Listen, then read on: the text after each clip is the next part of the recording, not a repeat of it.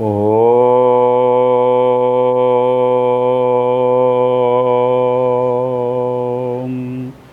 അനേക ജന്മസംപ്രാപ്ത കർമ്മബന്ധവിദാഹിനെ ആത്മജ്ഞാനപ്രദാനേന തസ്മൈ ശ്രീ ഗുരവേ നമഃ. ശ്രീ ഗുരുഭ്യോ നമഃ. ഹരേ ശരണമയ്യപ്പ. എല്ലാ പ്രിയ സ്നേഹം നിറഞ്ഞ കുടുംബാംഗങ്ങൾക്കും നൂറായിരം സുപ്രഭാത വന്ദനം. നമ്മുടെ എല്ലാവരുടെയും ജീവിതം വളരെ സന്തോഷപ്രദമായി നാം കൊണ്ടു നടക്കണം. അതിനുള്ള ഒരു നല്ല സാഹചര്യത്തിലൂടെയാണ് ഭാരതം സമാനതകളില്ലാത്ത രീതിയിലുള്ള ആധ്യാത്മിക ഉന്നതിയിലൂടെ നാം ജീവിച്ചു കൊണ്ടിരിക്കുന്നത്. ഈ കാലഘട്ടത്തിന് വളരെ അനുയോജ്യമായ ഒരു ഗവൺമെൻറ്റാണ് സാക്ഷാൽ ശ്രീ നരേന്ദ്രമോദിജിയുടെ നേതൃത്വത്തിലുള്ള ഒരു ഗവൺമെൻറ്. ഞാൻ ഈ അടുത്ത ദിവസങ്ങളിൽ സോഷ്യൽ മീഡിയകളിലൂടെ നമ്മുടെ ആഭ്യന്തര വകുപ്പ് മന്ത്രി അമിത്ഷായുടെ ക്യാബിൻ ഒരു ഫോട്ടോ കണ്ടു. അപ്പോൾ കുറേ ഡിപ്പാർട്ട്മെൻറ്റുകളുടെ കൊടി ഇതുപോലെ തൂക്കിയിട്ടുണ്ട് പറയൽ. ഒപ്പം അദ്ദേഹത്തിൻ്റെ ക്യാബിനകത്ത് ശ്രീശങ്കര ഭഗവത്പാദരുടെ ഒരു ചിത്രവും കണ്ടു. ഇത് ആനന്ദലബ്ധിക്കിനി എന്തു വേണം? ഒരു അദ്വൈത വേദാന്ത വിദ്യാർത്ഥിയായ എനിക്ക് ഇതിൽ കൂടുതൽ എന്താണ് വേണ്ടത്? 140 കോടി ജനതയുള്ള ഒരു ഹിന്ദു രാഷ്ട്രത്തിൻ്റെ ജനാധിപത്യ മതേതരത്വ ഗവൺമെൻറ്റിൻ്റെ ആഭ്യന്തര വകുപ്പ് മന്ത്രിയുടെ ക്യാബിനിൽ വച്ചിരിക്കുന്നത് ശ്രീശങ്കര ഭഗവത്പാദരുടെ ഇതാണ് പാദങ്ങൾ. ശ്രീശങ്കര ഭഗവത്പാദരുടെ എന്താണ് ഈ പാദം? ഈ പാദമാണ് ഈശ്വരൻ്റെ കാൽപ്പാടുകൾ. ഈ പാദത്തിലാണ് ഞാൻ നിലനിൽക്കുന്നത്. ഈ പാദത്തിൽ നിന്നുമാണ് ഞാൻ ജനിച്ചത്. ഈ പാദത്തിൽ നിന്നുമാണ് ഞാൻ വളർന്ന് വികസിക്കുന്നത്. ഈ പാദമാണ് എന്നെ നിലനിർത്തുന്നത്. ഈ പാദത്തിലാണ് വിധിച്ചിടുന്ന കർമ്മത്തെ തീരുമ്പോൾ പതിച്ചിടുന്നു ദേഹമൊരിടത്ത്.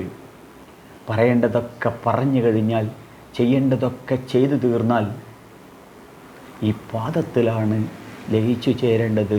അതുകൊണ്ടാണ് ഭാരതീയ ഹൈന്ദവ സംസ്കൃതിയിൽ പാദയോർ വിഷ്ണു, പാദമാണ് വിഷ്ണു. ഇത് ഈ അദ്വൈത സിദ്ധാന്തം ഇതാണെന്ന് പറഞ്ഞു കഴിഞ്ഞപ്പോൾ കാലടി ശങ്കരാചാര്യ കോളേജ് അദ്വൈത വേദാന്ത കേരളത്തിലെ യൂണിവേഴ്സിറ്റി ആണല്ലോ. അവിടുത്തെ ഒരു പ്രൊഫസർ 2 മാസം മുന്നേ എന്നെ വിളിക്കുകയുണ്ടായി. അദ്ദേഹം പറഞ്ഞു, തിരുമേനിയുടെ എല്ലാ വീഡിയോകളും ഞങ്ങൾ കാണുന്നതാണ്, ഞങ്ങളെല്ലാവരും കാണുന്നതാണ്, വളരെ സ്വാധീനം ചെലുത്തുന്നുണ്ട്, ഒത്തിരി കേട്ടു, അവിടെ നിന്ന് ഒരുപാട് പഠിപ്പിക്കുന്നുണ്ട്. പക്ഷേ ശരിക്കും ഈ അദ്വൈതം എന്താണെന്ന് എനിക്കൊരു പിടി പോലും കിട്ടിയില്ല. ഞാൻ എൻ്റെ സുഹൃത്തുക്കളായ ചില പ്രൊഫസർമാരോട് സംസാരിച്ച് കഴിഞ്ഞപ്പോൾ അവർ നിരത്തി അങ്ങോട്ട് പഠിപ്പിക്കുകയാണത്. 2 മണിക്കൂർ 3 മണിക്കൂർ പ്രഭാഷണം. എനിക്കാണിച്ചത് ഒട്ടും മനസ്സിലാവുന്നില്ല. തിരുമേനി ഒന്ന് പറഞ്ഞു തരികയാണെങ്കിൽ. ഞാൻ പറഞ്ഞു, ഇത്രയേ ഉള്ളൂ സംഭവം. എന്താണ്? സിമ്പിളാണ്. എന്താണ്? താങ്കൾ കല്യാണത്തിന് മുന്നേ ഏതോ ഒരു സ്ത്രീ, ആ സ്ത്രീനെ കല്യാണം കഴിച്ചു കഴിഞ്ഞതിന് ശേഷം മനസ്സാ വാചാ കർമ്മണ, മനസ്സുകൊണ്ടും വാക്കുകൊണ്ടും കർമ്മം കൊണ്ടും ആ സ്ത്രീയായിട്ട് ഒന്നായി ചേർന്നു. അതിനുശേഷം ഒന്നാണല്ലോ, ഒന്നാണ്. അതാണ് അദ്വൈതം. തിരുമേനി ഇതാണോ? അത് തന്നെ. ഇതുപോലെ അതിൽ നിന്നും തുടങ്ങി ഈശ്വരനും ഞാനും ഒന്നാണ്, ഈശ്വരനും ഞാനും രണ്ടല്ല, രണ്ടാക്കാനും പറ്റില്ല, രണ്ടില്ലാത്തതുമാണ് വിശദമായിട്ട് നമുക്ക് വേണ്ട. കാരണം സിമ്പിളായിട്ട് മനസ്സിലായാൽ മതി ഞാൻ ഈശ്വരനാണെന്ന്.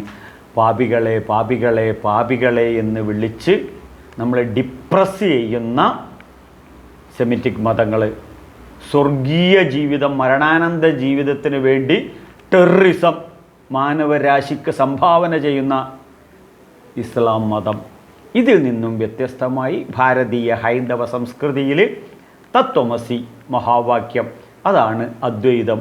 അതു നീയാകുന്നു, ഞാനാകുന്നു ജീവേശ്വരൻ. ഇത്രയേ ഉള്ളൂ. അത് ഉറപ്പിക്കണം. ഇത് ഉറപ്പിക്കുന്നതാണ് ശാസ്ത്രീയ തത്വങ്ങൾ. ഈ ശാസ്ത്രീയ തത്വങ്ങൾ ശാസ്ത്രീയമായി അപഗ്രഥനം ചെയ്യുമ്പോൾ നമുക്ക് രമണ മഹർഷി പറയും, തത്വവും ധർമ്മവും തത്വശാസ്ത്രങ്ങളും ഭക്തിയും ഒരുപോലെ വേണമെന്ന്. ആത്മാവാകുന്ന പക്ഷിക്ക് പറക്കണമെങ്കിൽ 2 ചിറകുകൾ വേണം. അതിനൊന്ന് ഭക്തിയും മറ്റത് ജ്ഞാനവും. ഭക്തിയില്ലാത്ത ജ്ഞാനിയാണ് വട്ടൻ, ജ്ഞാനമില്ലാത്ത ഭക്തനാണ് ഭ്രാന്തൻ. അപ്പോൾ ഭക്തിയില്ലാത്ത ജ്ഞാനത്തിന് നിലനിൽപ്പില്ല, ജ്ഞാനമില്ലാത്ത ഭക്തിക്കും നിലനിൽപ്പില്ല. അപ്പോൾ ഇതിൻ്റെ മുഖലക്ഷണമാണ് പരമശാന്തമായി ജീവിതം മുന്നോട്ട് നയിക്കാനുള്ള ഏറ്റവും സിമ്പിളായിട്ടുള്ള മെത്തേഡാണ് ഈ അദ്വൈതം. ഈ അദ്വൈതത്തിൻ്റെ പരമകാഷ്ഠ എന്താണെന്ന് ചോദിച്ചു കഴിഞ്ഞാൽ ഒന്നുമില്ല, നാമജപം. ഇത്രയേ ഉള്ളൂ. വളരെ സിമ്പിളാണ് നാമജപം. ആ നാമജപം അത് എന്താണെന്ന് ചോദിച്ചാൽ ശ്രീരാമകൃഷ്ണ പരമഹംസരോട് പറഞ്ഞു, നാമജപം എന്ന് പറഞ്ഞാൽ എന്താണ് സ്വാമിജി എന്ന്. അപ്പോൾ അദ്ദേഹം മറുപടി പറഞ്ഞു, ഇത് ചക്ക പോലെയാണെന്ന്. ചക്ക പോലെയോ? അതെന്താ? ഈ ചക്ക നമ്മൾ വെട്ടരിവാളെടുത്ത് വെട്ടിക്കഴിഞ്ഞാൽ അതിനകത്തൊരു ഗമ്മുണ്ടാവും, പശ. അത് ഇതിനകത്തൊക്കെ പുരട്ടി വെട്ടരിവാളിനും പറ്റി കൈക്കും പറ്റി ചക്കച്ചവളയിൽ എല്ലാത്തിനകത്തും നാശകോശമാവും, മുഴുവൻ ഒട്ടലാവും. ഇതുപോലെ നമ്മുടെ ജീവിതത്തിൽ നാം അസോസിയേറ്റ് ചെയ്യുന്ന എല്ലാ കാര്യങ്ങളോടും നമ്മൾ ഒട്ടിയിട്ടാണ് നമുക്ക് സർവ്വ ദുഃഖങ്ങളും വരുന്നത്. ഒന്നിനോടും ഒട്ടാതെ ജീവിക്കാൻ ഈ വെട്ടരിവാളിനി ശ്രീരാമകൃഷ്ണ പരമഹംസർ പറയും, ഇത്തിരി എന്ത് തേച്ചാൽ മതി? എണ്ണ തേച്ചാൽ മതി. Very good. ആ എണ്ണ തേക്കുന്നത് പോലെ നാമമാകുന്ന എണ്ണ ജീവിതത്തിൽ തേച്ച് കഴിഞ്ഞാൽ എല്ലാ ദുഃഖങ്ങളിൽ നിന്നും വിമുച്യതേ, പുറത്ത് കടക്കാൻ സാധിക്കും. ഞാനിത് വെറുതെ ഒരു പ്രഭാഷണം പറയുകയല്ല, എൻ്റെ ജീവിത അനുഭവമാണ് ഞാനിത് പറയുന്നത്.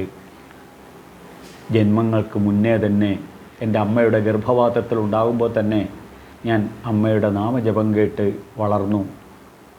അനുസ്യൂതമാകുന്ന ഒരു തസ്മാ സർവേഷു കാലേഷു എപ്പോഴും ആ നാമജപ ഉപാസനയാണ് എൻ്റെ അമ്മയുടെ ശക്തി. അതാണ് എന്നിലേക്ക് കൊണ്ടുവന്നത്. നിങ്ങൾക്ക് എല്ലാവർക്കും സുപരിചിതനാണ് മുൻ ശബരിമല മേശാന്തിയും കൃഷ്ണ യജുർവേദ പണ്ഡിതനും ഭാഗവതോത്തമനുമായ എൻ്റെ പിതാശ്രീ. അദ്ദേഹം പഠിപ്പിച്ച ധർമ്മശാസ്ത്രങ്ങളെ എങ്ങനെ ശാസ്ത്രീയമായി അപഗ്രഥനം ചെയ്യാം. നമുക്കറിയാം, പഞ്ചമ വേദമായി നാം എല്ലാം അംഗീകരിച്ച് അതിനെ നിധിധ്യാസവും ജീവിതത്തിൽ പ്രാക്ടിക്കലായി ഇംപ്ലിമെൻറ്റ് ചെയ്യുന്നു. ഈ മഹാഭാരതം അല്ല, ഞാനിപ്പോൾ പറഞ്ഞ നല്ല ഭാഗം എന്നാണ് പറഞ്ഞത്. മഹാഭാരതമാണ് പഞ്ചമവേദമായിട്ട്. അപ്പോൾ ഈ മഹാഭാരതത്തിലാണ് ശ്രീമദ് ഭഗവത്ഗീത. ആ ഭഗവത്ഗീതയിൽ ഒരു നല്ല ഇതുണ്ട്. നമുക്കെല്ലാവർക്കും അറിയാം, തുടങ്ങിക്കഴിഞ്ഞാൽ നമുക്ക് ആദ്യം തന്നെ അറിയാം. അതെ, അത് പറയുന്നത് നമ്മുടെ ആരാണ്? ധൃതരാഷ്ട്ര ഉവാച എന്ന് പറഞ്ഞുകൊണ്ടാണ് തുടങ്ങുക. ആദ്യം തന്നെ ധൃതരാഷ്ട്രമാണ്. ധാർത്തരാഷ്ട്രസ്യ ദുർബുദ്ധേ യുദ്ധേ പ്രിയ ചികീർഷവ. മനസ്സ് യുദ്ധത്തിനകത്തോട്ടും തിന്മയ്ക്കകത്തോട്ടും അധർമ്മത്തിനകത്തോട്ടും പോകുന്ന വ്യക്തിത്വത്തെയാണ് ധൃതരാഷ്ട്രത്. ധാർത്തരാഷ്ട്രസ്യ ദുർബുദ്ധേ. അതിന് അടുത്ത ശ്ലോകമാണ് അതിൻ്റെ പ്രധാനം. എന്താണ് ആ പ്രധാനം വെച്ചാൽ, പിന്നെ പറയുന്നത് സഞ്ജയൻ എന്നുള്ളതാണ്. സഞ്ജയൻ, ഈ സഞ്ജയൻ ആരാണ് എന്താണ് എന്നുള്ളത് അന്വേഷിക്കുമ്പോൾ നമുക്ക് ഇത്തിരി മധുരം കൂടുതൽ കിട്ടും. സമസ്ത മാനസിക പ്രശ്നങ്ങളെയും സമ്പൂർണമായും വിജയിച്ചവൻ ആരാണോ ആ വിജയിയാണ് സഞ്ജയൻ എന്ന് പറയുന്നത്. സമസ്ത മാനസിക സംഘർഷങ്ങളെയും സമ്പൂർണമായി അതിജീവിച്ചവൻ. കാരണം മാനസിക സംഘർഷം യുദ്ധഭൂമിയിൽ ആർക്കായാലും ഉണ്ടാകും. ഈ സംഘർഷത്തെ അതിജീവിച്ചു കഴിഞ്ഞാൽ സമബുദ്ധി വരും. സമബുദ്ധി വന്നു കഴിഞ്ഞാൽ സത്യസ്ഥിതി തെളിഞ്ഞു വരും. അപ്പോൾ നമ്മളൊക്കെ ഈ കുരുക്ഷേത്രമാകുന്ന യുദ്ധഭൂമിയിലാണ് ഇപ്പോൾ ജീവിതം. കുരുക്ഷേത്രം എന്ന് പറഞ്ഞു കഴിഞ്ഞാൽ ഹരിയാനക്കടുത്തുള്ള കുരുക്ഷേത്രം സമ്മതിച്ചു, ഓക്കെ, അതല്ലേ തിരുമേനി, അത് തന്നെയാണ്. പക്ഷേ ഇവിടെ കുരു എന്ന് പറഞ്ഞു കഴിഞ്ഞാൽ കൃത്രിമമായി നമ്മുടെ ബുദ്ധിയിൽ ബോധത്തിൽ സൃഷ്ടിച്ച ഒരു കുരുക്ഷേത്രമുണ്ട്. ആ കുരുക്ഷേത്രത്തിലാണ് നമ്മുടെ സഞ്ജയൻ, അസത്യത്തെ അതിജീവിച്ച സത്യസാധകൻ. അസത്യത്തെ അതിജീവിച്ച സത്യസാധകൻ. അപ്പോൾ 100% സത്യസന്ധമായും റിപ്പോർട്ട് ചെയ്യുന്ന ലോകത്തിലെ ആദ്യത്തെ റിപ്പോർട്ടറാണ് സഞ്ജയൻ. അപ്പോൾ ആ സഞ്ജയൻ ആയി ഈ ഭഗവത്ഗീതയെയും മഹാഭാരതത്തെയും ഭാഗവതത്തെയും അനലൈസ് ചെയ്യുമ്പോൾ നമ്മുടെ ജീവിത ദുഃഖങ്ങളേക്കും സമസ്ത മാനസിക സംഘർഷങ്ങളെയും നമുക്ക് അതിജീവിക്കാൻ സാധിക്കും. അതിനകത്ത് ശ്രദ്ധിക്കണം, ഒന്നാമത്തെ ഇത്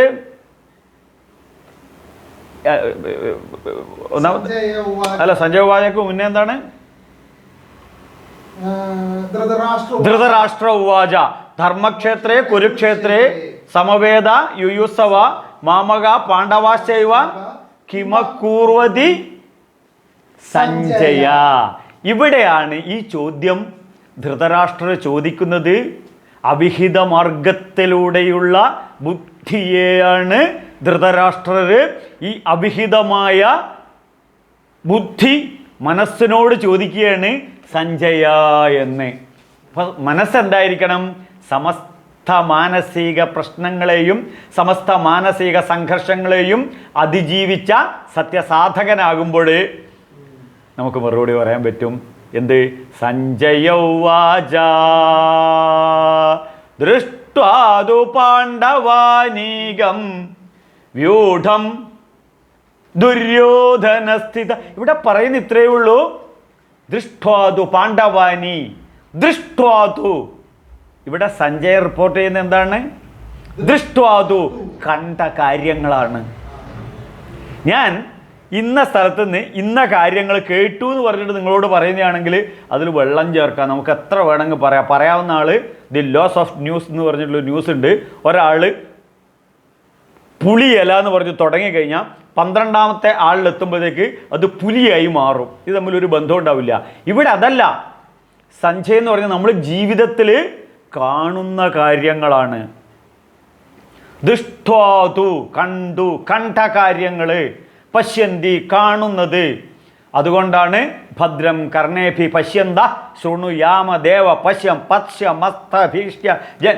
നമ്മൾ കാണുന്നതെല്ലാം മംഗളകരമായി മാറട്ടെ.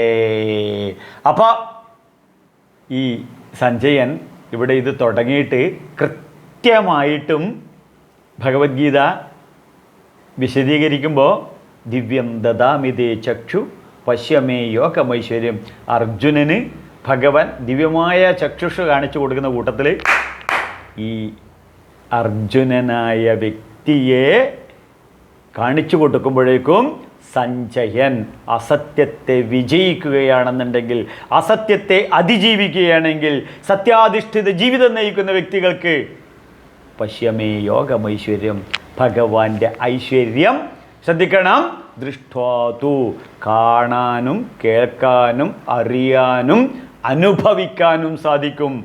അങ്ങനെ അനുഭവിക്കുന്നതാണ് 700 ശ്ലോകങ്ങൾ.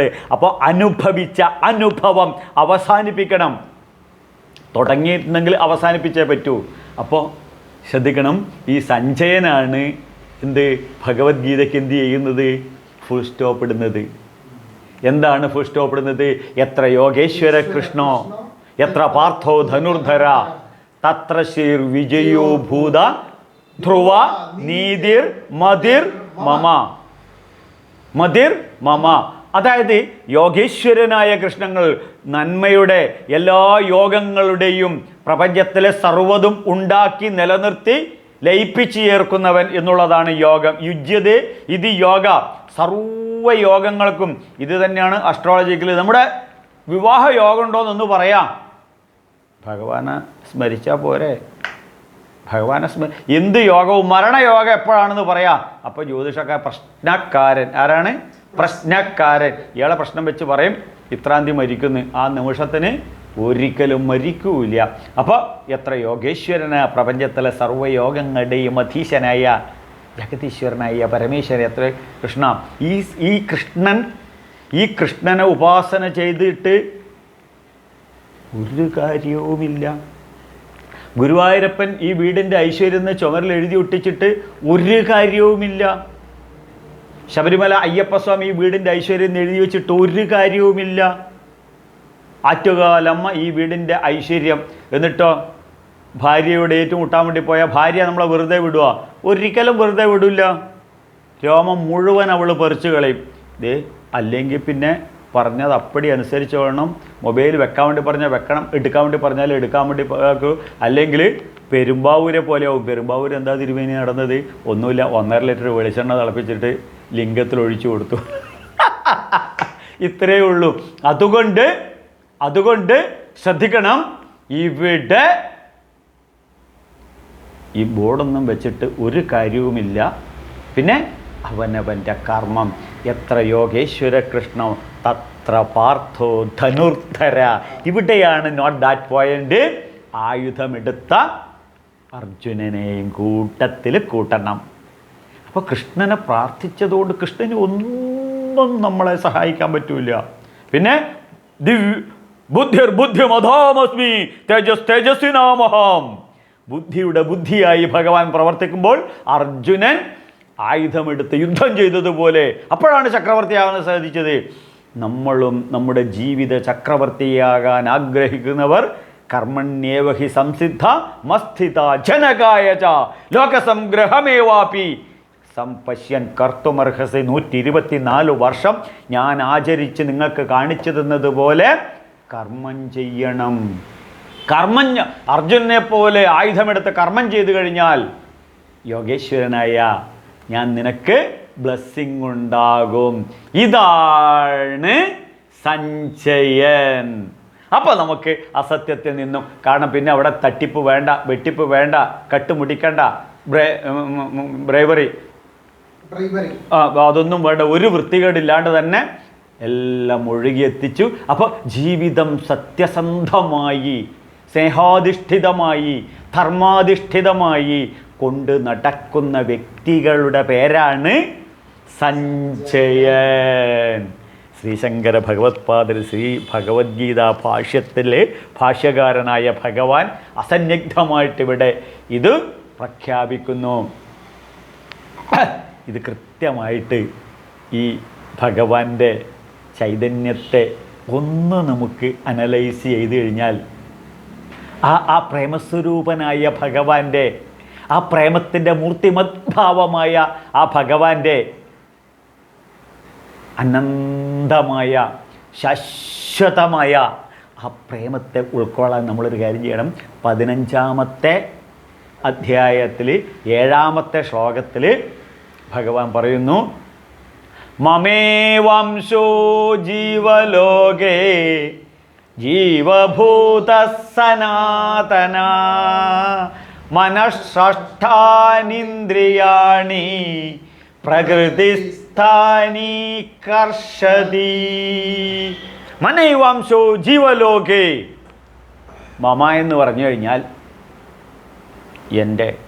ഈ എൻ്റെന്ന് ഭാരതീയ ഹൈന്ദവ സംസ്കൃതിയിൽ എവിടെ കണ്ടു കഴിഞ്ഞാലും ആദ്യം അത് ഭഗവാൻ പറയുന്നതായിട്ട്, കൃഷ്ണൻ പറയുന്നതായിട്ട് ചിന്തിക്കണം. പിന്നീട് അങ്ങോട്ട് വളർന്ന് വരണം. ആദ്യം നമ്മൾ അച്ഛൻ്റെ കൈ പിടിച്ചിങ്ങനെ നടക്കും. കുറച്ചപ്പുറത്തെത്തി കഴിഞ്ഞാൽ പ്രായം വലുതായിട്ട് വരുമ്പം നമുക്കൊരു സ്വഭാവമുണ്ട്. എന്താണ്? എന്തിനേയും മറക്കാനും പൊറുക്കാനുമുള്ളൊരു കഴിവ്, അത് ഡിറ്റാച്ച് ചെയ്യാനുള്ളൊരു കഴിവുണ്ട്. ആ കഴിവ് നമ്മൾ പ്രയോജനപ്പെടുത്തണം. ഈ ഭഗവത്ഗീത ഈ കയ്യിലിങ്ങനെ 10 മിനിറ്റ് വെക്കാനുള്ളൊരു കഴിവ് നമുക്കുണ്ട്. കുറച്ച് കൈ കഴക്കുമ്പം താഴത്ത് വെക്കാനുള്ള സ്വാതന്ത്ര്യം നമ്മൾ ഉപയോഗിക്കണം. ഇതുപോലെ ദുഃഖത്തെ ഡിറ്റാച്ച് ചെയ്യാനും വേണം. ഇതുപോലെ അച്ഛൻ്റെ കൈ പിടിച്ച് ആദ്യമൊക്കെ നടക്കും. കുറച്ചാളെ കഴിഞ്ഞ് കഴിഞ്ഞാൽ വലുതാവും തോറും ഒരു 18 വയസ്സ് +2 പഠിക്കുമ്പോൾ പിന്നെ അച്ഛനെ അങ്ങോട്ട് നിയന്ത്രിക്കാൻ തുടങ്ങും. അത് തുടങ്ങുന്നതെന്ന് വെച്ചാൽ മൊബൈലിൽ എന്തെങ്കിലും, മോനെ ഇതൊക്കെ ഇത് ജാമായാലോടാ, ബ്ലോക്ക് ആയാലോടാ, ഞാൻ ഇപ്പം ശരിയാക്കി തരാം അച്ഛാ, എല്ലാം അച്ഛന് തോണ്ടി കൊടുത്ത് അവനങ്ങനെ രാജാവായിട്ട് വളർന്ന് അപ്പം അവസാനം അച്ഛനെ ഇക്ഷാങ്ങ വരപ്പിക്കും. ഇതുപോലെയാണ് ശ്രീനാരായണ ഗുരുദേവൻ നമ്മളെ പഠിപ്പിക്കുന്നത്. എന്താണ്? ദൈവമേ കാത്തുകൊള്ളുവങ്ങ് കൈവിടാതെ, അങ്ങ് ഞങ്ങളെ കൈവിടാതെ കൈപിടിച്ച് എന്നെ നടത്തണമെന്ന് ഗുരുദേവൻ അവസാനിപ്പിക്കുന്നത് ശ്രദ്ധിക്കണം. ആഴണം വാഴണം നിൻ മഹസ്സാമഴിയിൽ. മനസ്സിലായല്ലോ? പൂർണ്ണതയിലേക്കണം. അപ്പോൾ ദക്ഷിണാമൂർത്തിയിൽ നിന്നും തുടങ്ങി അവസാനിപ്പിക്കേണ്ടത് ദക്ഷിണ മഹാജ്ഞാനമാകുന്ന അമൂർത്തി. ദക്ഷിണ അമൂർത്തിയിലോട്ട് നാം ഉയരണം. അതുപോലെ ആദ്യം മമാൻ തുടങ്ങുമ്പം ഭഗവാൻ പറഞ്ഞതായിട്ട് തുടങ്ങണം. പിന്നെ വികസിപ്പിച്ച് വരുമ്പോൾ ഉള്ളിലുള്ള കൃഷ്ണനെ കാണാനും കണ്ടറിയാനും അത് വികസിപ്പിക്കാനും അതിൽ സ്വയം രമിക്കാനും അതിൽ സന്തോഷ സംതൃപ്തി കണ്ട് ജീവിതം ആസ്വദിക്കാനുമാണ് മമ, എൻ്റെ സനാതന. എവിടെയാണ് ഈ സനാതന എന്ന വാക്കിൻ്റെ അർത്ഥം? അതിനുള്ള മറുപടിയാണ് അസന്നിഗ്ധമായി ഭഗവാൻ ഭഗവത്ഗീതയിൽ 15-ാം അധ്യായത്തിൽ 7-ാമത്തെ ശ്ലോകത്തിൽ പറയുന്നു. സനാതന മമേവാംശോ ജീവലോകേ ജീവഭൂത സനാതന. സനാതന ഒരിക്കലും നശിക്കാത്തത്. അയോനിജൻ എന്ന് പറയും. എന്ത്? അയോനിജൻ. യോനി ഉണ്ടെങ്കിൽ ജനിക്കും.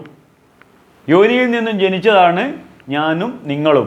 അപ്പോൾ യോനിയിൽ നിന്നും ജനിച്ചതാണ് ഈ ഭഗവത്ഗീത. യോനിയിൽ നിന്നും ജനിച്ചതാണ് ഈ ഫാക്ടറി, പേനയുടെ ഫാക്ടറിയിൽ നിന്നാണ് ഇതുണ്ടായത്. ഓരോ കാര്യവും യോനിയിൽ നിന്നുമാണ് സൃഷ്ടിക്കുന്നത്. അയോനിജനാണ് ആര്? ഭഗവാൻ. കാരണം ഭഗവാൻ സൃഷ്ടിക്കപ്പെട്ടിട്ടോ ജനിച്ചിട്ടോ ഇല്ല, അതുകൊണ്ട് മരിക്കുകയില്ല. ശ്രദ്ധിക്കണം. അപ്പോൾ നിത്യമായ അജോനിത്യ ശാശ്വതോയം പുരാണ ന ഹന്യതേ ഹന്യമാനേ ശരീരേ.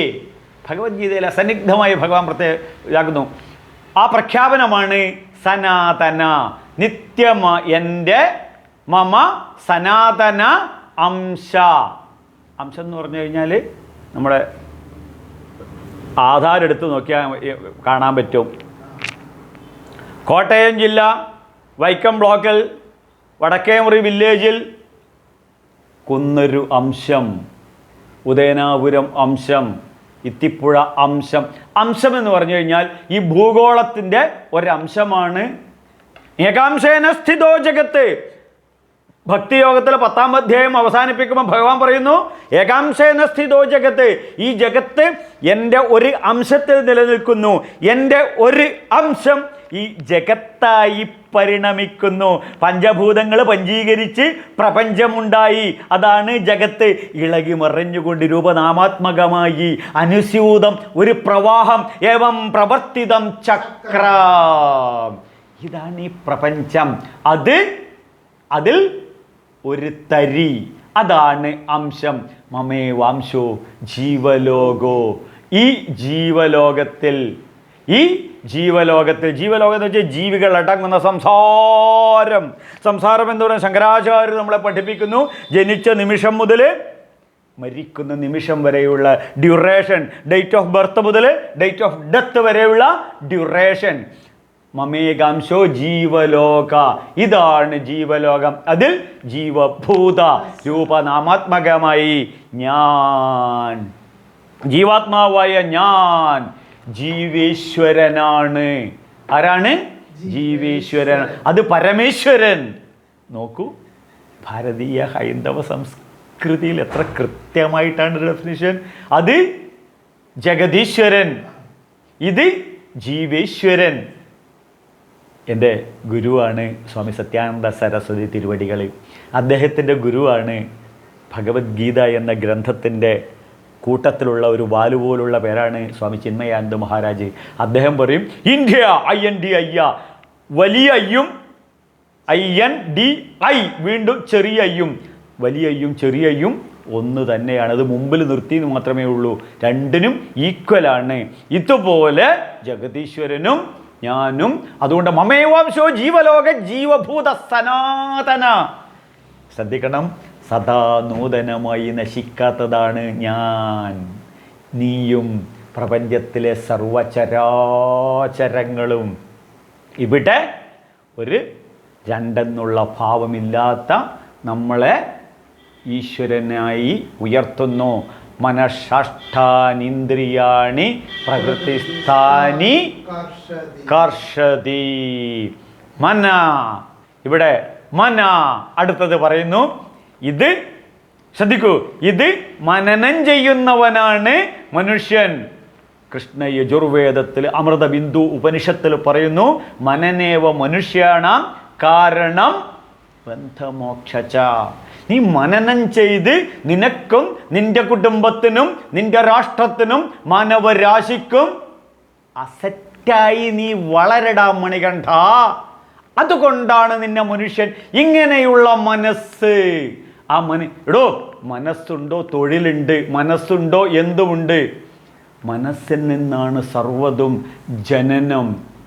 അപ്പോൾ അന്ധവിശ്വാസവും അനാചാരവും ഇല്ലാത്ത ഒരു സംസ്കൃതിയാണ് ഇവിടെ എന്ത് പറയുന്നത്? മന. എന്ത്? മന. അപ്പോൾ ഈ മനസ്സ് എന്താണ്? മനസ്സിൻ്റെ സൗന്ദര്യം. ഈ മനസ്സിൻ്റെ സൗന്ദര്യം 24 കാരറ്റായി ഉയർത്തുന്നു. അതുകൊണ്ട് മനഃഷ്ഠേന്ദ്രിയാണി, മനസ്സിനെ 6ാമത്തെ ഇന്ദ്രിയമായി കാണുന്നു. മനസ്സിനെ എന്തായിട്ട് കാണുന്നു? 6ാമത്തെ ഇന്ദ്രിയം. നമുക്കറിയാം പഞ്ചേന്ദ്രിയങ്ങളാണ് എന്തൊക്കെ? കണ്ണ്, നാക്ക്, മൂക്ക്, ത്വക്ക്, ചെവി. കണ്ണ്, നാക്ക്, മൂക്ക്, ത്വക്ക്, ചെവി, ഈ പഞ്ചേന്ദ്രിയങ്ങളാണ്. പക്ഷേ നമ്മൾ വളരെ ശ്രദ്ധിക്കണം. ഈ സാധാരണ ഭാരതീയ ഹൈന്ദവ സംസ്കൃതിയിൽ ഇതാണ് പറയുന്നതെങ്കിലും ഈ വൈശേഷിക മതം എന്ന് പറഞ്ഞിട്ടുള്ള ഇതുണ്ട്. അവിടെയാണ് ഈ 6ാമത്തെ ഇന്ദ്രിയമായി മനസ്സിനെ അംഗീകരിച്ചത്. അതുവരെ ഉണ്ടായിരിക്കുന്ന ഈ സംസ്കൃതിക്ക് ഒരു പുതിയ ന്യൂ ഇറ, ഒരു പുതിയ മാനം കൊടുക്കുകയാണ് ഭഗവാൻ ഭഗവത്ഗീതയിലൂടെ. മനസ്സിന് ഇത്രയും പ്രാധാന്യം കൊടുത്തുകൊണ്ട് മനഃഷ്ഠേന്ദ്രിയായ മനസ്സിൻ്റെ പ്രസക്തി. വേദാനാം സമവേദോസ്മി ദേവാനാമസ്മി വാസവ ഇന്ദ്രിയാണാം മനസ്സ്യസ്മി. ഇന്ദ്രിയങ്ങളിൽ ഞാൻ മനസ്സാകുന്നു. ഇതുകൊണ്ടാണ് കൃഷ്ണൻ ഭഗവത്ഗീതയിൽ തന്നെ മറ്റൊരവസരത്തിൽ പറഞ്ഞിരിക്കുന്നത്. അപ്പം ഈ മനസ്സാണ് നമ്മുടെ ജീവിതത്തിൻ്റെ സർവത്തിനെയും നിയന്ത്രിക്കുന്നത്. ഇതുകൊണ്ടാണ് 6th സെൻസ് എന്ന് പറയും.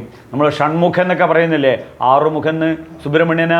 അതിനകത്ത് അദ്ദേഹം ഈ അസ്ട്രോളജിക്കലായിട്ട് 6th സെൻസിലൂടെ പ്രഡിക്റ്റ് ചെയ്യുന്നതുകൊണ്ടാണ് ഈ മനസ്സിന് ഇത്രയധികം പ്രസക്തി. അപ്പോൾ മനഃഷ്ഠേന്ദ്രിയാണി. അപ്പോൾ ഈ മനസ്സിനകത്ത് ഉള്ള ദുഷ്ടദുരിത ചിന്തകളെ ബേൺ ചെയ്ത് കഴിഞ്ഞാൽ അവസാനിക്കുന്നതാണ് ഈശ്വരീയ മനം. ഈശ്വരീയ മനം, ഭഗവത് ബുദ്ധിയും ജഗദീശബോധവും ഉള്ള ഹൃദയങ്ങളിൽ ഈശ്വരീയ മനം വന്നു കഴിഞ്ഞാൽ നഹി കശ്ചിത് ക്ഷണമപി ജാതുനിഷ്ഠം സ്വകർമ്മകർ കാര്യഹേഖ്യവശകർമ്മ സർവം പ്രകൃതിയേ അർജുന. അർജുന, ഇവിടെയെല്ലാം പ്രകൃതിയാണ്.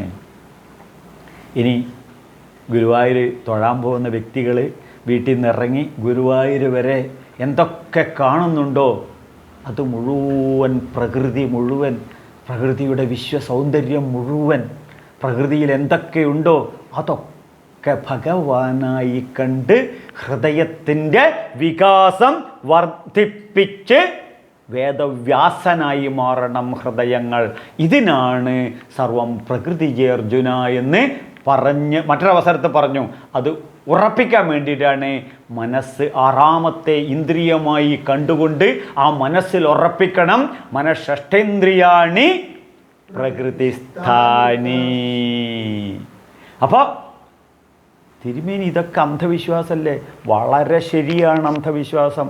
വൈദിക കാലഘട്ടത്തിൽ മുഴുവൻ അന്ധമായിട്ട് ഈ പ്രകൃതിയെ കണ്ട് ജലത്തെയും ഭൂമിയെയും അഗ്നിയെയും വായുവിനെയും ആകാശത്തെയും പൂജിക്കുന്നതാണ് ഹൈന്ദവ സംസ്കൃതി വേദകാലഘട്ടത്തിൽ.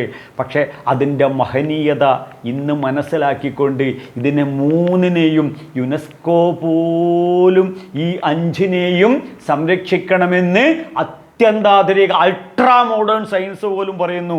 ഈ അഞ്ചും കൊണ്ടാണ് എൻ്റെ ശരീരം സൃഷ്ടിക്കേണ്ടത്. ഇതുകൊണ്ടാണ് ശിവന് എത്ര മുഖമാണെന്ന് ചോദിച്ചു കഴിഞ്ഞാൽ പഞ്ചവക്രസ്ത്രക്ഷോ, 5 മുഖങ്ങൾ. എന്തുകൊണ്ട്? ഈ പ്രകൃതിയാണ്. ഈ ശബ്ദസ്പർശ രസരൂപഗന്ധാദികളിലൂടെ നാം അനുഭവിക്കുന്ന ഈ പ്രകൃതിയാണ്. അതുകൊണ്ടാണ് മനഃഷഷ്ടേന്ദ്രിയാണ് ഈ പ്രകൃതിസ്ഥാനി. ഈ പ്രകൃതിയുടെ സ്ഥാനം നമ്മുടെ ജീവിതത്തിൽ വളരെ പ്രസക്തമാണ്. അപ്പോൾ ഈ സർപ്പപൂജ, ഈ നദികളുടെ പൂജ, ഗംഗാ ആരതി, ഹിമാലയ പൂജ, ഇതെല്ലാം അന്ധവിശ്വാസമായിട്ട് മറ്റുള്ള ആൾക്കാർക്ക് തോന്നാമെങ്കിലും നമ്മുടെ ഹൃദയത്തെ വികസിപ്പിക്കുന്ന മനസ്സിൻ്റെ സൗന്ദര്യമാണ്. മനഃഷഷ്ടാനീന്ദ്രിയാണി പ്രകൃതിസ്ഥാനി കർഷതി. ഇവിടെയാണ് ഈ കർഷതി. കർഷതി എന്ന് പറഞ്ഞാൽ കർഷ ഇതി കൃഷ്ണ, കൃഷ്ണൻ എന്ന വാക്കുപോലും ഈ കർഷതിയിൽ നിന്ന്. കർഷതി എന്ന് പറഞ്ഞു കഴിഞ്ഞാൽ മാസ്മര സൗന്ദര്യത്തെ അട്രാക്റ്റീവ് ചെയ്യുന്നത് എന്താണോ അതാണ്. അപ്പോൾ ഈ പ്രകൃതിയിലുള്ള ഈ സൗന്ദര്യങ്ങൾ മുഴുവൻ നമ്മളെ അട്രാക്റ്റീവ് ചെയ്യുന്നു. അത് ഞാനാകുന്നു. ഇനി ഈ സൗന്ദര്യത്തെ മുഴുവൻ നമ്മളിലോട്ട് അട്രാക്റ്റീവ് ചെയ്യുന്നു. അതുകൊണ്ട് മനഃഷഷ്ടേന്ദ്രിയാണി പ്രകൃതിസ്ഥാനീച്ച നമ്മളെ മനസ്സിനകത്തിരുന്നു കൊണ്ട് അതിനെയും അട്രാക്റ്റീവ്. ഇനി പ്രപഞ്ചത്തിലെ എന്തിനോടും നമുക്കൊരു അട്രാക്റ്റീവ് തോന്നുന്നുണ്ടെങ്കിൽ ആ അട്രാക്റ്റീവാണ് ഗുരുവായൂരപ്പനെന്ന് തിരിച്ചറിയണം. ആ ഗുരുവായൂരപ്പനാണ് ഗുരുവായൂർ ക്ഷേത്രത്തിലെ തങ്കവിഗ്രഹത്തിനകത്തുള്ള ചൈതന്യം എന്നും നമ്മൾ തിരിച്ചറിയുമ്പോഴാണ് ദേവാൻ ഭാവയതാ ദേവ താ ദേവാൻ ഭാവയന്തു പരസ്പരം ഭാവയന്തു ശ്രേയസ് പരമവാപ്സ്യസി. ഇവിടെയാണ് ഒരു ശ്രേയസ്. ഇപ്പോൾ ഇന്നലെ വരെ ജീവിതത്തിൽ ശ്രേയസ് ഇല്ല എങ്കിൽ അതിൻ്റെ കാരണം ഈ വിഗ്രഹത്തിൽ മാത്രം ഭഗവാനെ കണ്ടതുകൊണ്ടാണ്. വിഗ്രഹത്തിനകത്തുള്ള ചൈതന്യം തന്നെയാണ് പുറത്ത് സമസ്ത ചരാചരങ്ങളിലും പ്രകൃതി രൂപേണ. അതാണ് ഇവിടെ കർഷത എന്ന് ഭഗവാൻ അസന്നിഗ്ധമായിട്ട് പ്രഖ്യാപിക്കുന്നു. അപ്പോൾ കർഷയിതി. അപ്പോൾ ഈ അട്രാക്റ്റീവ് സ്വഭാവത്തിനകത്ത് ആ ഗുരുവായൂരപ്പന് ഈ അട്രാക്റ്റീവ് സ്വഭാവം ഉണ്ടായതുകൊണ്ട് നമ്മളൊക്കെ ദുഃഖ ദുരിതങ്ങളുമായി അവിടെ ചെല്ലുമ്പോൾ ആ അട്രാക്റ്റീവിൻ്റെ പവർ കൊണ്ടാണ് ഇത്രയും വലിയ ക്യൂ നിൽക്കുന്നത്, കോടാനുകോടി ജനങ്ങൾ അവിടെ വരുന്നത്. ആ അട്രാക്റ്റീവ് പവർ എങ്ങനെയാണോ അയസ്കാന്തം ഇരുമ്പിനെ ആകർഷിക്കുന്നത്, ഇതുപോലെ നമ്മുടെ ദുഃഖത്തെ മുഴുവൻ അബ്സോർബ് ചെയ്ത് ആ റാമിനകത്തുള്ള ദുഃഖത്തെ ഡിലീറ്റ് ചെയ്ത് ഭുവനമോഹനമന്ദാസം പ്രഹസന്നിവ ഭാരത. എല്ലാ ദുഃഖത്തെയും ഇല്ലായ്മ ചെയ്യുന്ന കുരുക്ഷേത്ര യുദ്ധഭൂമിയിൽ പോലും ചിരിച്ചുകൊണ്ടിരിക്കുന്ന കൃഷ്ണൻ്റെ മുഖം. അപ്പോഴാണ് അവിടെ നിന്നിട്ട് ഇറങ്ങുമ്പോൾ മനസ്സിനകത്ത് ഓർക്കണം, പ്രതിജാനാഹി നമ്മെ ഭക്ത പ്രണശ്യതി. ഭഗവാൻ അവിടെ പ്രതിജ്ഞ എടുക്കുന്നത്, നീ എൻ്റെ ഭക്തനല്ലേ, നീ ഒരിക്കലും തകർന്ന് അവസാനിച്ച് നശിക്കുന്നില്ല എന്ന്.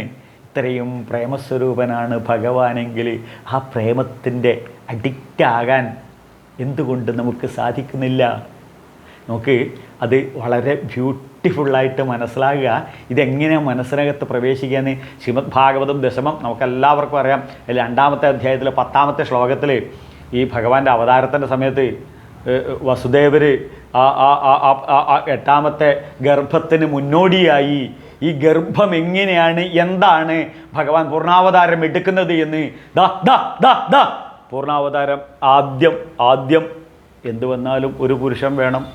എന്തു വന്നാലും ആ പുരുഷനകത്ത് ശ്രദ്ധിക്കണം, സങ്കല്പ ചിത്ത കാമ കർമ്മ ജന്മം. സങ്കല്പം വേണം, ഇന്ന് ലൈംഗിക ബന്ധത്തിൽ ഏർപ്പെടണമെന്ന്. സങ്കല്പ കാമം, അത് ആഗ്രഹമായി, സെക്സായി, ലൈംഗിക തൃഷ്ണകളായി വികസിക്കുക. സങ്കല്പ കാമ കർമ്മം, അത് ഇൻ്റർകോഴ്സിനകത്തോട്ട് പ്രവേശിക്കണം. സങ്കല്പ കാമ കർമ്മ ജന്മ, അവിടെയാണ് ജന്മം. ശ്രദ്ധിക്കണം, ഈ പ്രൊസീജിയറുകൾ മുഴുവൻ ഒഴിവാക്കിക്കൊണ്ട് തിരുമേനി അത് ഒഴിവാക്കിക്കൊണ്ട്. കാരണം ശ്രദ്ധിക്കണം, രണ്ടുപേരും 2 റൂമിൽ ബന്ധനസ്ഥനായിട്ടാണുള്ളത്. ഇവിടെയാണ് ഭഗവാന്റെ ഗർഭധാരണം ആദ്യം വസുദേവരിൽ. അതെങ്ങനെയാണ്?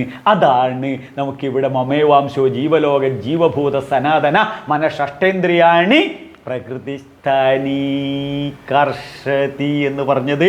ഭഗവാനപി വിശ്വാത്മാ ഭക്താനാമഭയങ്കര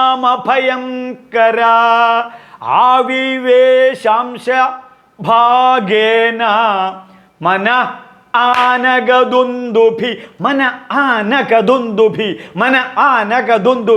മനസ്സിൽ പരമസന്തോഷ സംതൃപ്തി അനന്ത സച്ചിദാനന്ദമായി മന ആനക ദുന്ദുഭേ പ്രവേശിച്ചു. ഭഗവാൻ വിശ്വാത്മാ, ഈ വിശ്വത്തിൻ്റെ മുഴുവനാത്മാവായ ശ്രീകൃഷ്ണ പരമാത്മാവ് ഈ വിശ്വത്തെ മുഴുവൻ ഭരിച്ചും സംഹരിച്ചും സൃഷ്ടിസ്ഥിതി സംഹാരാദികളെ തൻ്റെ ചെറുവിരലുകൊണ്ട് എടുത്ത് അമാനമാടുന്ന ആ ശ്രീകൃഷ്ണ പരമാത്മാവ്. അതുകൊണ്ടാണ് അവന് സർവഭഗങ്ങളും സർവ ഐശ്വര്യങ്ങളും നിറഞ്ഞു നിൽക്കുന്നത് കൊണ്ടാണ് ഭഗവാൻ അഭി വിശ്വാത്മാ ഭക്താനാം അഭയങ്കര, സർവഭക്തന്മാർക്കും അഭയം ഭയമില്ലാത്ത അവസ്ഥയിലോട്ട് കൊടുക്കുന്ന ഈ ഭഗവാൻ ആ വിവേശാംശഭാഗേന മന ആവേശിച്ചു, പ്രവേശിച്ചു, അന്തരാത്മാവായി നിലനിന്നു. എവിടെ? വസുദേവരുടെ ഹൃദയത്തിൽ. അതെന്തുകൊണ്ട്? സർവ ഐശ്വര്യങ്ങളുടെയും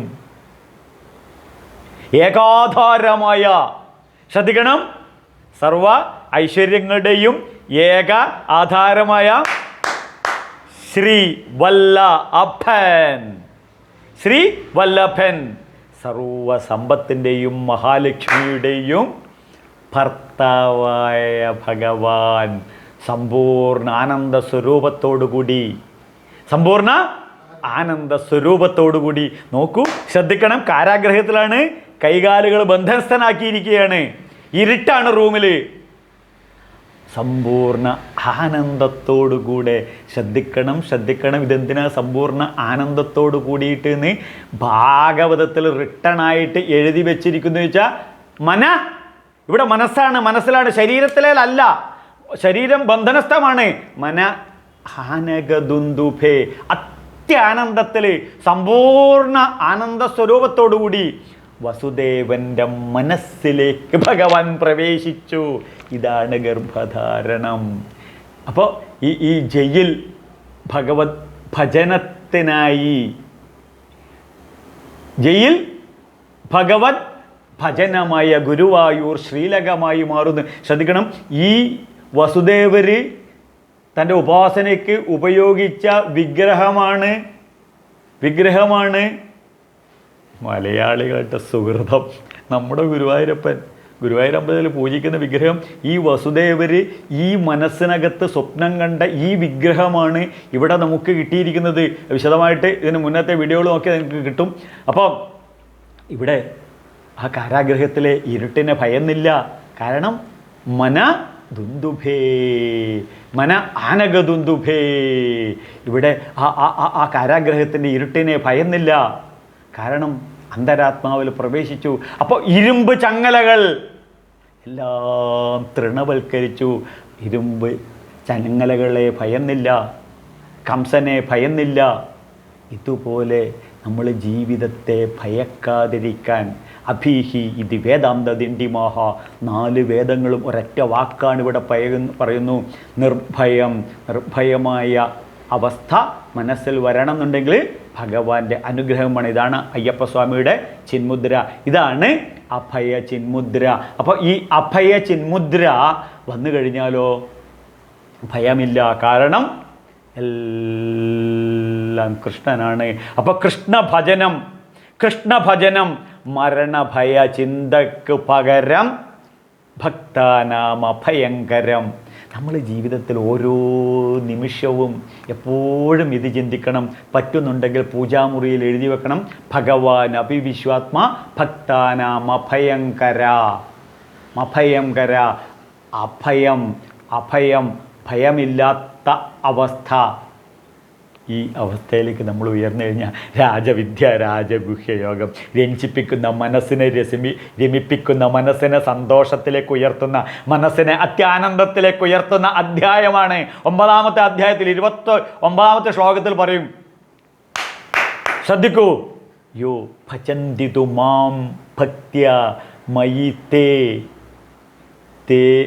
തേഷു ചാപ്യഹം മയി തേഷു ചാപ്യ അഹം മയി തേഷു ചാപ്യ അഹം യോ ഭജന്തിതു മാം ഭക്ത്യ. ഒറ്റ ടേംസ് ആൻഡ് കണ്ടീഷനേ ഉള്ളൂ. ഭക്തി വേണം. എന്താണ്? സ്വസ്വരൂപാനുസന്ധാനം. ഉള്ളിനകത്തുള്ള തൈര് കടയുന്നത് പോലുള്ള അവസ്ഥ. തൈര് കടഞ്ഞു കഴിഞ്ഞാൽ എന്ത്? അതിൻ്റെ അവസാനം വെണ്ണ കിട്ടും. ജീവിതമാകുന്ന വെണ്ണ ആസ്വദിക്കാൻ ആഗ്രഹിക്കുന്നവർ, നാമജപമാകുന്ന ഭക്തിയാകുന്ന തൈര് കടഞ്ഞുകൊണ്ടേയിരിക്കണം. ഇത് കട്ട് തിന്നാൻ കൃഷ്ണൻ വരും. തൈരുണ്ടെങ്കിൽ കൃഷ്ണൻ വരും. വെണ്ണ ഉണ്ടെങ്കിൽ കട്ട് തിന്നും. നമ്മുടെ ഹൃദയത്തെയാണ് ഭഗവാൻ ഇവിടെ യോ ഭജന്തിതു മാം ഭക്ത്യ മയി തേ തേഷു ചാപ്യഹം മയി തേ മയി അപി തേ മയി അപി. പറയൂ, തേ മയി അപി. അവർ എന്നിലും. ഇങ്ങനെയുള്ള ഓരോ ഭക്തന്മാർ എന്നിലും. അഹം തേഷു ച, ഞാൻ അവരിലും. അഹം തേഷു ച, ഞാൻ അവരിലും. അപ്പോൾ ഭഗവാൻ ഗുരുവായൂർ ശ്രീലകത്ത് തങ്കവിഗ്രഹത്തിലുള്ള ഭഗവാൻ നമ്മളോട് പറയുന്നു, എൻ്റെ ഭക്തരുടെ ഹൃദയത്തിലാണ് ഞാൻ, അവർ എൻ്റെ ഹൃദയത്തിലും. ഗുരുവായൂരപ്പൻ്റെ ഈ ഗ്യാരണ്ടി ആരും തന്നെ തൃണവൽക്കരിക്കരുത്. ഇത് ഫ്രൂട്ട്ഫുള്ളും യൂസ്ഫുള്ളും ആക്കി ജീവിതം സച്ചിദാനന്ദത്തിലോട്ട് കൊണ്ടുപോകണം. ഇതിന് ഭാഗവതത്തിൽ 9ാം-സ്കന്ധത്തിൽ 4-ാമത്തെ അധ്യായത്തിൽ 68-ാമത്തെ ശ്ലോകം എടുത്തു നോക്കണം. സാധവോ ഹൃദയം മഹ്യ സാധൂനാം ഹൃദയം ത്വഹം. സാധവോ ഹൃദയം മഹ്യ സാധൂനാം ഹൃദയം ത്വഹം. എല്ലാ ധർമാചരണത്തിൽ ജീവിക്കുന്ന വ്യക്തികളുടെ ഹൃദയത്തിലാണ് ഞാൻ, അവർ എൻ്റെ ഹൃദയത്തിലും. അങ്ങനെ ഈ ഭഗവാന്റെ ഹൃദയത്തിൽ നമുക്ക് താമസിക്കണമെന്നുണ്ടെങ്കിൽ നമ്മൾ ഭഗവാൻ സർവാർപ്പണവനം, അങ്ങനെ സർവം കൃഷ്ണാർപ്പണമായി ജീവിക്കുകയാണെന്നുണ്ടെങ്കിൽ ഗുരുവായൂർ ശ്രീലകമായി മാറിയിടും നമ്മുടെ ഹൃദയം. ഇതിന് ജഗദീശ്വരനായ പരമേശ്വരനായ അയ്യപ്പസ്വാമിയുടെ അനുഗ്രഹം എനിക്കും നിങ്ങൾക്കും എല്ലാവർക്കും ഉണ്ടാകട്ടെ എന്ന് ആത്മാർത്ഥമായി ആഗ്രഹിക്കുന്നു. വിശദമായിട്ടറിയാൻ ഇതിന് മുന്നേ ഉള്ള വീഡിയോ ചാനലുകൾ നിങ്ങൾ കാണണം. ഇതുപോലെ തന്നെ ഈ വിഭവ സമൃദ്ധമായ സദ്യ നമ്മുടെ സുഹൃത്തുക്കൾക്കും നമ്മുടെ ബന്ധുക്കൾക്കും നമ്മുടെ ഭാര്യയ്ക്കും നമ്മുടെ ഭർത്താക്കന്മാർക്കും നമ്മുടെ കൂട്ടുകാരന്മാർക്കും എല്ലാവർക്കും എത്തിക്കാൻ ലൈക്ക് ചെയ്യണം, ഷെയർ ചെയ്യണം, സബ്സ്ക്രൈബ് ചെയ്യണം. നിങ്ങളുടെ ഓരോ വ്യക്തികളുടെയും സ്നേഹമിശ്രിതമായ അഭിപ്രായങ്ങളും അറിയിക്കണം. എല്ലാവർക്കും ആയുരാരോഗ്യ സൗഖ്യം നേർന്നുകൊണ്ട് ലോക സമസ്ത സുഖിനോ ഭവന്തു. സ്വാമിയേ ശരണമയ്യപ്പ.